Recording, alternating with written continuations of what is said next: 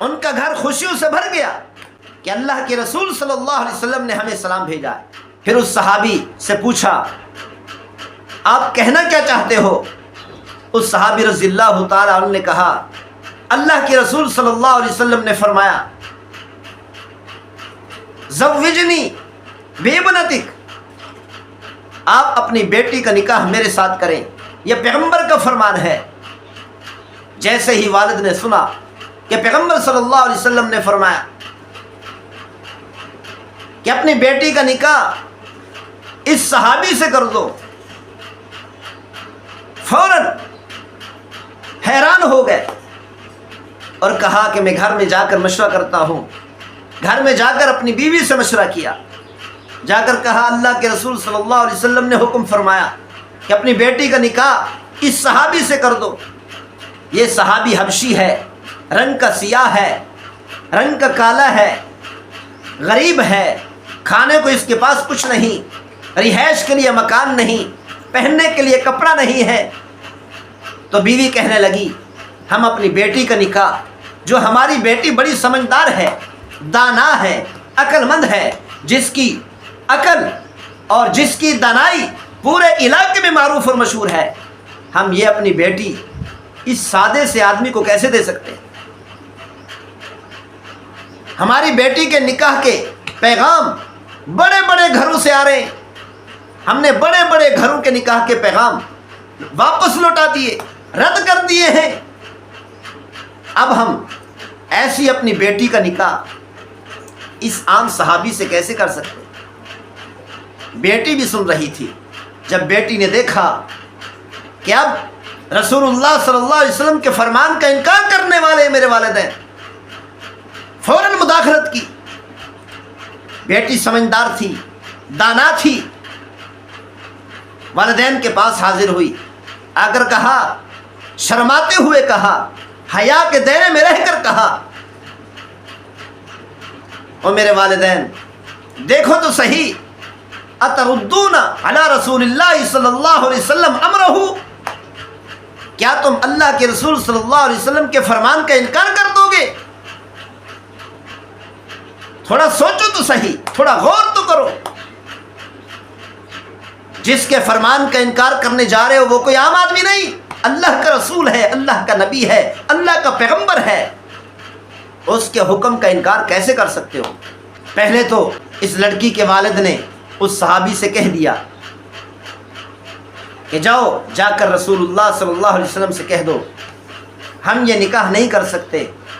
جب بیٹی نے کہا کہ پیغمبر صلی اللہ علیہ وسلم کے فرمان پر عمل کرنے کے لیے میں تیار ہوں، ادفعونی الی رسول اللہ صلی اللہ علیہ وسلم فلن یضیعنی، ادفعونی الی رسول اللہ صلی اللہ علیہ وسلم فلن یضیعنی، او میرے والدین مجھے پیغمبر صلی اللہ علیہ وسلم کے سپرد کر دو، اور مجھے یقین ہے کہ میرے محبوب صلی اللہ علیہ وسلم مجھے کبھی بھی ضائع نہیں ہونے دیں گے۔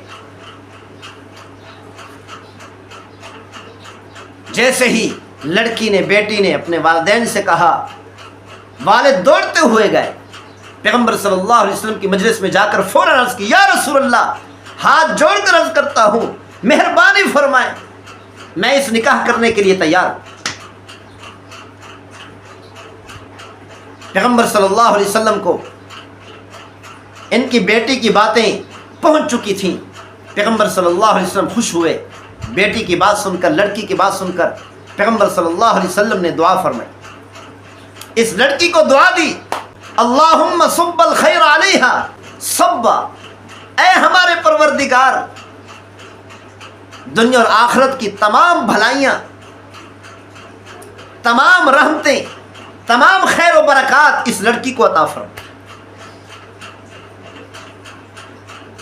اور دعا فرمائی، اے ہمارے پروردگار اس لڑکی کو ہر قسم کی مشکل اور پریشانی سے دور رکھنا۔ پیغمبر صلی اللہ علیہ وسلم کی یہ دعا قبول ہو گئی، اس لڑکی کے حق میں نکاح ہو گیا، شادی ہو گئی۔ پہلے غریب تھے، کھانے کو کچھ نہیں ملتا تھا۔ صحابہ اکرام رضوان اللہ علیہم اجمعین فرماتے ہیں پیغمبر صلی اللہ علیہ وسلم کی اس دعا کے بعد سب سے زیادہ خیر و برکات، سب سے زیادہ دولت مند یہی لڑکی اور اس لڑکی کا شوہر تھا۔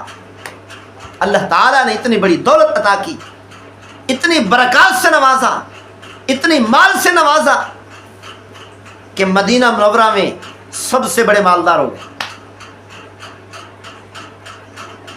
پیغمبر صلی اللہ علیہ وسلم نے جہاد کا اعلان فرمایا۔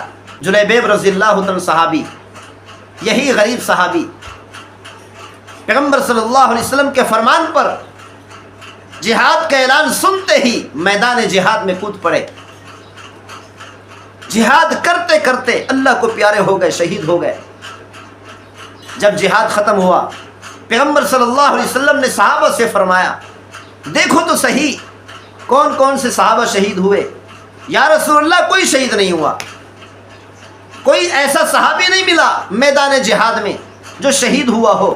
پیغمبر صلی اللہ علیہ وسلم نے دوبارہ فرمایا، دوبارہ پوچھا، دیکھو تو صحیح کون کون سے صحابی شہید ہوئے۔ صحابہ اکرام نے پھر عرض کی، یا رسول اللہ، کوئی صحابی شہید نہیں ہوا۔ پیغمبر صلی اللہ علیہ وسلم تیسری بار پھر فرمایا، دیکھو تو صحیح کون سے صحابی شہید ہوئے، کون سے مسلمان شہید ہوئے میدان جہاد میں۔ صحابہ اکرام نے پھر عرض کی، یا رسول اللہ، ہمیں تو کوئی نہیں ملا۔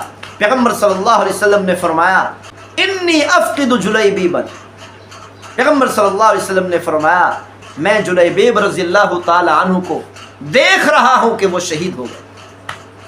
صحابہ اکرام نے دیکھا کہ 7 کافروں کے درمیان 7 کافر قتل ہو چکے تھے، 7 کافروں کے درمیان شہید ہوئے پڑے تھے۔ پیغمبر صلی اللہ علیہ وسلم نے فرمایا، دیکھو کہ 7 کافروں سے لڑتے لڑتے شہید ہو گئے، 7 کافروں کو بھی قتل کر دیا اور ساتھ ساتھ خود بھی شہید ہو گئے۔ صحابہ فرماتے ہیں، جتنی رشک ہمیں اس صحابی پر آیا، اس مقام پر آیا، کسی پر اتنا رشک ہمیں نہیں ہوا کہ پیغمبر صلی اللہ علیہ وسلم نے اس غریب صحابی کو اپنے دست مبارک پر اٹھایا، اپنے ہاتھوں پر اٹھایا۔ صحابہ فرماتے ہیں کہ پیغمبر صلی اللہ علیہ وسلم نے اپنے ہاتھوں پر اس صحابی کو ایسے اٹھایا کہ کسی اور مسلمان نے، کسی اور انسان نے اس صحابی ہوا نہیں تھا۔ پیغمبر صلی اللہ علیہ وسلم نے اپنے ہاتھوں پر ایسے اٹھایا ہوا تھا کہ کسی اور نے ہاتھ نہیں لگایا ہوا تھا، کسی اور نے نہیں اٹھایا ہوا تھا، کہ اکیلے پیغمبر نے اس کو اپنے ہاتھوں پر اٹھایا ہوا۔ پیغمبر صلی اللہ علیہ وسلم نے فرمایا کہ اس کے لیے قبر کھودی جائے، اپنے ہی دست مبارک سے اس صحابی کو دفن فرمایا۔ حضرت جلیبیب رضی اللہ تعالی صحابی مالدار ہو چکے، غریب سے مالدار ہو گئے، دولت مند ہو گئے، لیکن جیسے ہی جہاد کا اعلان سنا، یہ نہیں کہا کہ میں دولت کو چھوڑ کر کیسے جا سکتا ہوں، دانا بیوی کو چھوڑ کر کیسے جا سکتا ہوں، اتنی خوبصورت بیوی کو چھوڑ کر کیسے جا سکتا ہوں۔